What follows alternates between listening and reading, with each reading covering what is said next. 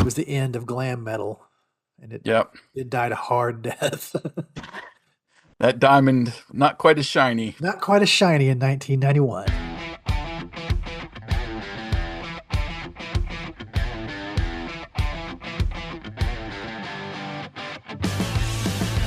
Welcome to the Greatest Lists podcast, a show about music and lists.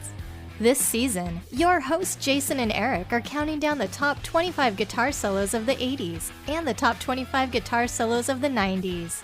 Think your favorite made the list? Tune in and find out. Take it away, boys. Welcome back to Greatest Lists, a music and talk podcast featuring lists of the greatest songs of all time. I am Eric, your host for this episode, and joining me, as always, is my co-host Jason. What's going on, man? Hey, doing fine.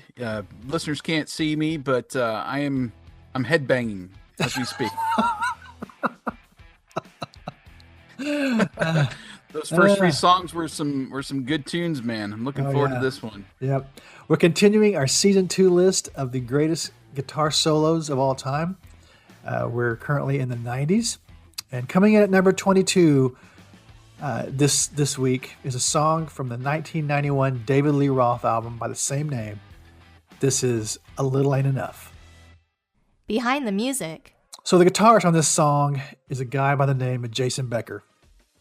And this episode of the show, we're going to kind of take a different format. I want you to settle in. I'm going to tell you the story of Jason Becker because his story is both at the same time heartbreaking and inspiring.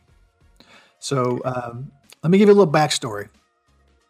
So in the 80s, when I was first learning how to play guitar, I religiously read 2 magazines, Guitar Player and Guitar for the Practicing Musician. And they had lessons, they had guitar tabs for popular songs at the time, gear rundown, interviews. They had it all. And me and all the other guitar players would read those magazines religiously. Mm-hmm. Also in the 80s, there was a record label out of California called Shrapnel Records that was started by a guy named Mike Varney. And trust me, I could do a whole show just on Mike Varney and the talent that came out of Shrapnel Records. Now, the thing about Shrapnel Records is that they didn't have a huge distribution network. So for kids like me in the flyover states, the only way that we could get our hands on Shrapnel record products was via their ads and their order forms in the back of the 2 magazines that I mentioned just a minute ago. The old mail-in days. Yes, they had in the back of every one of those both of those magazines, every issue there was an insert at the very last page for Shrapnel Records. And it would list all of these artists, and you may have heard them, you may have not. You just had to take a chance and just order them, and they would get shipped to you. Okay, so what's so special about Shrapnel Records? Well, Shrapnel catered to and focused on guitar players and guitar-heavy music. And these weren't like mainstream guys. We're talking about they were more up-and-coming, cutting-edge players. They were just uber talented, maybe a little weird, and they were all discovered by this guy that ran the label, Mike Varney. Mm-hmm. And there's just a litany of guitar players that people have probably heard of now that started on Shrapnel Records. 2 of these players that he discovered and signed in 1986 were Marty Friedman and Jason Becker. Now, at the time, Becker was 16. And these 2 were playing together in a speed metal outfit called Cacophony. Now, let me tell you, this music is for hardcore guitar fans, okay? It is not for the casual listener. It's very heavy, very fast, lots of odd harmonies and weird tempo changes, lightning fast, picking and changing. It was just guitar-centric music. And guys like me knew that if you were ordering something from Shrapnel Records, it was a guitar player, and B, it was a guitar player doing something that you had no hope of ever doing because they were really good. Yeah. So he signs these 2 guys, Jason Becker and Marty Friedman. Their band Cacophony puts out 2 albums on Shrapnel Records. They each put out a solo album during that time as well. And Marty Friedman who we'll talk about later in the countdown. He in 1989 he jumps ship and joins the band Megadeth.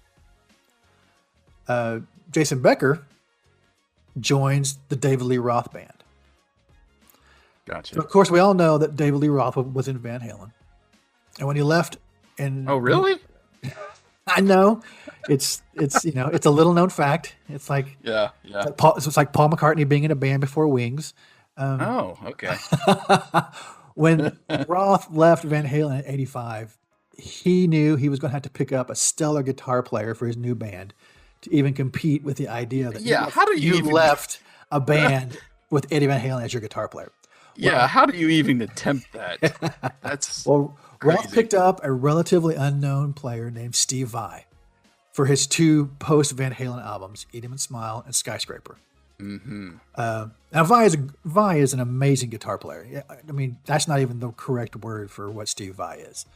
And again, we'll talk about him too later in the countdown.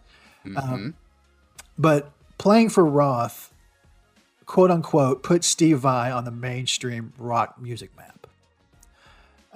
After the Skyscraper album, Vai jumps ship and joins Whitesnake. So Roth has to find another great guitar player to fill both sets of those shoes, Eddie Van Halen and Steve Vai. Enter Jason Becker. So let's talk about Jason Becker for a minute. The word virtuoso is not thrown around a whole lot when it comes to musicians. You talk about people being great or they're uber talented or whatever. There are so many instances of people referring to Jason Becker as a guitar virtuoso. It's not even funny. So, and a lot of guitarists in the 80s produced these VHS tapes called Starlick instructional videos, where they basically were just showing off. They were under the guise of instructional video, but they were really just showing off because none of us had any hope of learning this stuff that they were playing. Jason Becker had one of these, and I owned it.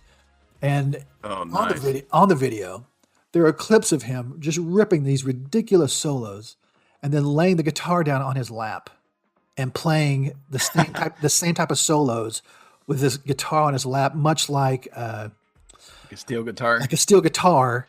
Yeah. But he was playing still as fast and as technical as he was holding it regular.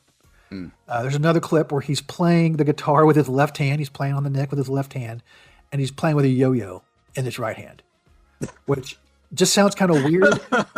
But you have to take into account the motion that you're doing with your fingers on your left hand and the yo-yo action that you have to keep going with the other hand.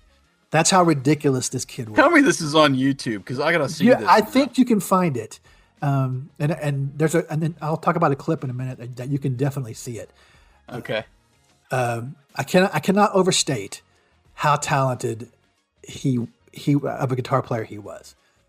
And just like the David Lee Roth gig propelled Steve Vai from minor obscurity into mainstream success, Becker was poised to become one of the next great guitar players. While preparing for the David Lee Roth album, Becker began to feel what he was calling a lazy limp in his left leg. After a lot of prodding from friends and family, he finally went to see a doctor, and he was diagnosed with ALS, or Lou Gehrig's disease. And he was given 3 to 5 years to live. And the first question out of his mouth when they asked him, or when they told him that that's what he was suffering from, he goes, "Will I be able to go on tour?" So he managed to finish recording the album, but he wasn't able to go on tour because ALS quickly robbed him of his ability to play guitar, to walk, his ability to speak, to the point that he could only move his eyes and his eyebrows. Dear God.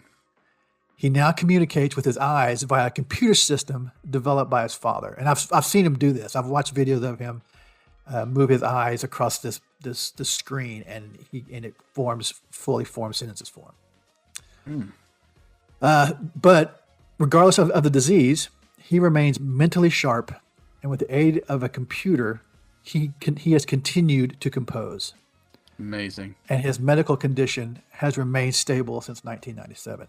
So they gave him 3 to 5 years to live. And he's still around. 2023, and he's still alive. That's insane. In 2012, there was a documentary produced about his life before and after ALS. And let me encourage you, go to YouTube and find the trailer for this movie, and then go to YouTube again and rent the movie. It's called Jason Becker, Not Dead Yet.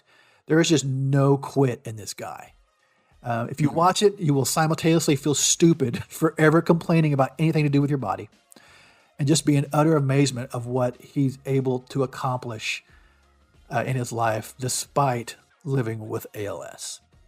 Amazing. Yeah, and that if you go look at that, if you go out to YouTube and find the trailer for that movie, that you'll see video of him playing the guitar, laying on his lap, and playing with a yo-yo. He was just a force to be reckoned with when he was able to play the guitar. And if you I watched the movie several years ago, and basically cried through most of it.